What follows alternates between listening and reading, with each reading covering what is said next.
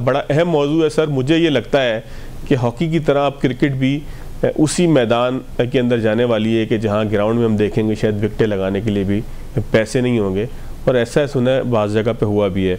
शुएब साहब, पहले तो मैं चाहूँगा कि आप ये फरमा दें कि बाबर आजम साहब अब फारिग हो चुके हैं, तो क्या अब मैं ये कह सकता हूँ कि हमारा भाई शुएब जट खुश है और सुकून में है?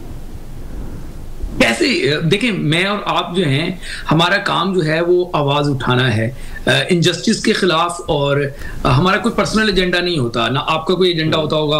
आप इतने पॉलिटिकल शोज करते हैं, जब किसी सियासी पार्टी पे तनकीद करते हैं तो उसका मकसद जो है इस्लाह होता है, और जब कोई इस्लाह कर लेता है तो फिर आप उसकी तारीफ करते हैं। हमारा किसी से कोई जो है वो जायदाद का झगड़ा नहीं है, कोई मसला नहीं है। तो बाबर आजम पाकिस्तान के नहीं, दुनिया के एक अच्छे खिलाड़ी हैं और सब उनको कदर की निगाह से देखते हैं। ऐसा कैसे हो सकता है कि बाबर आजम का क्रिकेट का करियर जो है उसमें अगर एक ब्रेक आ जाए या वो हो जाए तो उस पर मुझे खुशी होगी। मुझे अफसोस है, मुझे इस बात का अफसोस है कि एक टैलेंटेड खिलाड़ी अपने टैलेंट के साथ इंसाफ ना कर सका, और मुझे इस बात की खुशी है कि आपको अफसोस है।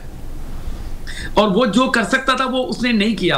सब देखें, बाबर जितना बड़ा खिलाड़ी था, जितना उसको अल्लाह ने टैलेंट दिया था, अगर वो अपनी तवज्जो क्रिकेट पे मरकूज रखता, अगर वो दोस्तियां यारियां और ये सारे मामलों में ना जो है वो उलझा रहता, तो यकीनी तौर पे आज बाबर के बल्ले से इतने रन बने होते कि बाबर ग्रेट्स में शुमार होता। लेकिन अनफॉर्चुनेटली है कि आज बाबर को जो है वो सिर्फ पाकिस्तान टीम से नहीं हाथ धोना पड़ा, सेंट्रल कॉन्ट्रैक्ट से भी हाथ धोना पड़ गया। लेकिन इन सब के बीच में एक बात यह है कि बाबर वापस आ रहा है।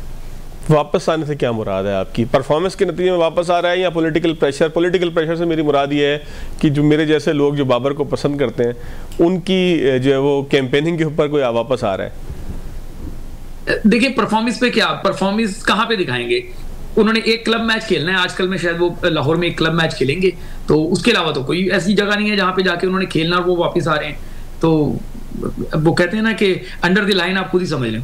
अच्छा, ठीक हो गया। मैं रऊफ भाई के साथ ज़रा थोड़ी चिट चैट कर लूँ। मैं शुएब आपके पास सवाल छोड़ के जा रहा हूँ कि क्या आपको लगता है कि हम हॉकी के मैदानों की तरह क्रिकेट में भी अब उसी तरह की वीरानी आने वाली है? ये बड़ा अहम सवाल है क्योंकि हॉकी का सवाल आपने अपनी आंखों से देखा भी और रिपोर्ट भी किया। आप जितनी भी रिपोर्टिंग है उसमें आप हॉकी के हवाले से भी बातचीत करते रहें। रऊफ साहब, शुएब जट साहब जिस तरीके से कह रहे हैं कि बाबर आजम को परफॉर्म करना चाहिए था, उनकी परफॉर्मेंस के हवाले से हमेशा वो पॉजिटिव रहे हैं और तनकीद भी परफॉर्म ना करने पे है, तो आप समझते हैं कि बाबर के अंदर इतना टैलेंट मौजूद था कि अगर वो अपने आप को किसी कंट्रोवर्सी से दूर रखता तो शायद अजीम बल्लेबाज बन पाता? देखिए, मेरा तो शुरू दिन से एक ही मौका था, मैं इन चीजों पे जाता ही नहीं कि कौन अच्छा प्लेयर था कौन नहीं। आपके पास सामने स्टैट्स पड़े हुए, आप स्टैट्स देखें। आपके सामने पाकिस्तान की टीम की परफॉर्मेंस है, आप वो देखें। आपके सामने पाकिस्तान की मेगा इवेंट्स में परफॉर्मेंस है, आप वो स्टैट्स चेक करें। और उसके बाद जो आपकी इंफ्रास्ट्रक्चर है पूरा, वो किस हालत में है, तो आपको एक बिल्कुल एक वाज़ेह और एक क्लियर पिक्चर नजर आ जाएगी और आपको किसी इंडिविजुअल का नाम लेकर पूछने की जरूरत महसूस नहीं होगी कि उसने क्या किया या क्या नहीं किया, क्या परफॉर्मेंस है, उसको आना चाहिए या नहीं आना चाहिए। असल चीज जो है वो है कि आपका जो इदारा है उसको मजबूत होना चाहिए। अब यहाँ पे हो क्या रहा है, आपने एग्जाम्पल दी है, हॉकी की दी है, मैं स्क्वाश की देता हूँ, कबड्डी की देता हूँ, एथलेटिक्स की देता हूँ। पाकिस्तान का जो ये ओलंपिक फेडरेशन है, स्पोर्ट्स बोर्ड है, इसकी एग्जाम्पल देता हूँ कि क्यों तबाह बर्बाद का शिकार हुआ है।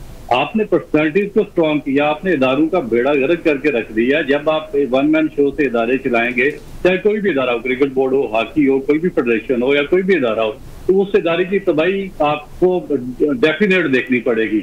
और क्रिकेट भी उसी तरफ जा रही है कि आपने बजाय कि एस्टेब्लिश करने पे, क्योंकि आप देखें कि जो स्ट्रॉन्ग क्रिकेट बोर्ड है जिसमें ऑस्ट्रेलिया है, साउथ अफ्रीका है, इंग्लैंड है, इवन इंडिया है, न्यूजीलैंड है, वो क्यों स्ट्रॉन्ग है, वो क्यों टॉप पे हैं, वो कोई क्यों हमेशा टॉप 3, 4, 5 में रहते हैं? इस वजह से रहते हैं कि वहां पे इदारे मजबूत है, वहां पे कोई बाबर आजम नहीं है, वहां पे कोई मोहसिन नकवी नहीं है, वहां पे कोई नजम सेठी नहीं है, वहां पे कोई विकास शरफ नहीं है, वहां पे कोई इंजमामुल हक नहीं है, वहां पे इस तरह लॉटरियां नहीं लगती हैं जिस तरह यहाँ पर लगती हैं। तो इस वजह से वहां पे उन्होंने अपने इदारों को मजबूत किया हुआ है। और फिर जिस तरह ये जो पर्सनैलिटीज होती हैं, चाहे वो प्लेयर्स हैं, ऑफिशियल्स हैं, मैनेजमेंट है, कोचिंग स्टाफ है, वो इदारे के गिर्द वो रिवॉल्व करता रहता है और उसमें से छांटी होकर जो बेस्ट ऑफ द बेस्ट होता है वो उस इदारे का पार्ट एंड पार्सल बनता है। जो उनकी सिलेक्शन का क्राइटेरिया होता है वो इतना ही स्ट्रांग होता है। इदारा स्ट्रांग होगा, सिलेक्शन क्राइटेरिया स्ट्रांग होगा, मेरिट अच्छा होगा, जो मेरिट पे आएगा वो ऑटोमेटिकली सिस्टम का हिस्सा बन जाएगा। जो मेरिट पे नहीं आएगा, वो चाहे एंड्रयू साइमंड्स हो,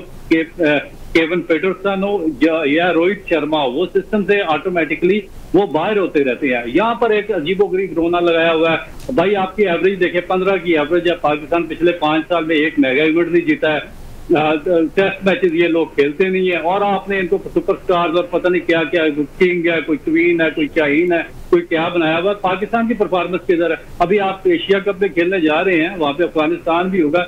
मुझे तो लग रहा है कि अब यूएई के खिलाफ भी पाकिस्तान का बहुत ही टफ एक मैच होने वाला है, और उसमें भी पाकिस्तान का जीतना मुझे लगता है कि काफी ज्यादा बड़ी आपने अहम बात की है कि यूएई और अफगानिस्तान के साथ टफ मैचेस हो सकते हैं।